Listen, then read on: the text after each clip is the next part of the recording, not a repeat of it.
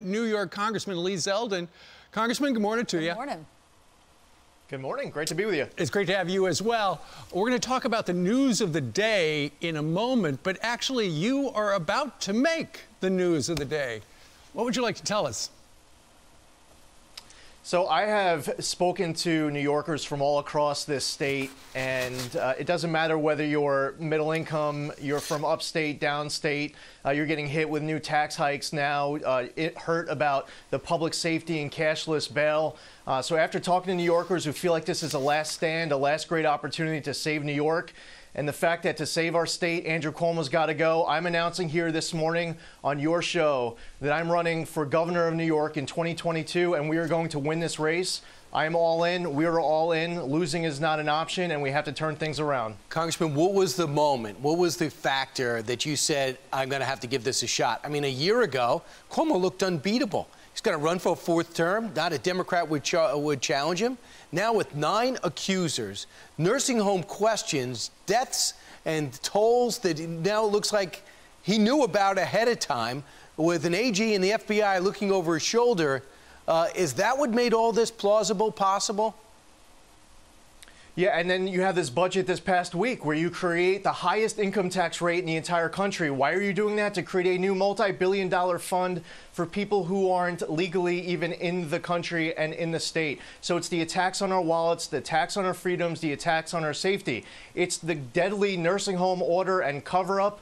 Janice Dean has been absolutely fantastic. You've been covering it well. It's all of these scandals of abuse. It's the COVID testing preferential treatment to his family at private residence with State Department health officials, front of lab priority access for getting those tests done.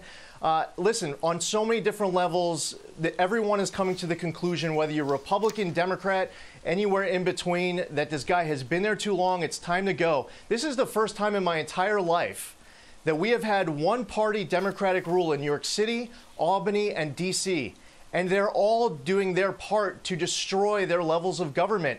We can't get complacent. Everyone's frustrated. You want to do something about it while people flee. Let's stay here. Let's fight. Let's return New York to its glory. But it's a combination of all of these factors.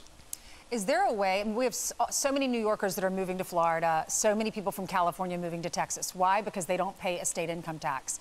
And people can save money, put more money in their bank accounts, send their kids to college, and feed their kids. Better weather. Exactly. Is there any way that we could do that in New York, have no state income tax? Do you plan to lower taxes at least to help these businesses that are really hurting?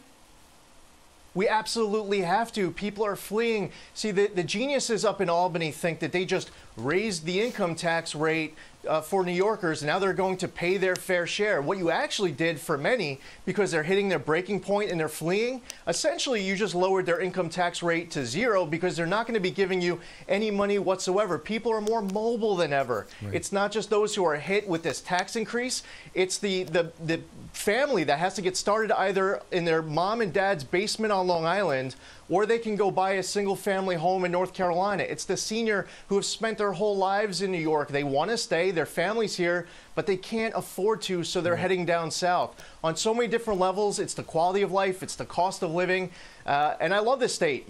I'm still here, you're still here.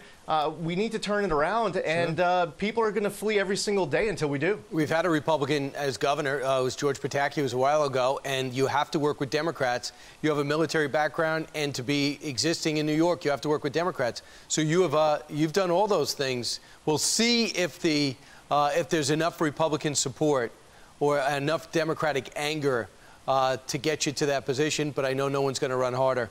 Congressman, congratulations on that.